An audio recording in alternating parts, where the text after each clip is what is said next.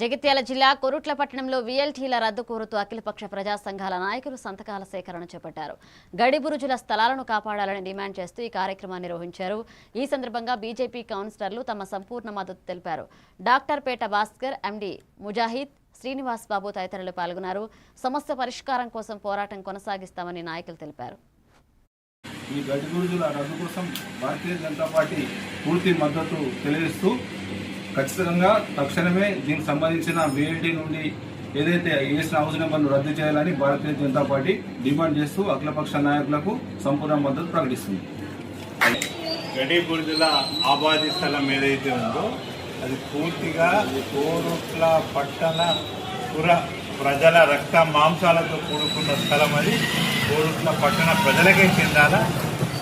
ఈ స్థలము ఏదైతే అప్పుడు వీఎల్టీ నెంబర్ వేసిందో మొట్టమొదటగా భారతీయ జనతా పార్టీ కౌన్సిలర్లమైన మేమే వాటిని వ్యతిరేకించినాం. మేము గెలిచిన తర్వాత మొట్టమొదటగా తీసుకున్న ప్రజా ఉద్యమం, ప్రజల సమస్య కూడా అదే.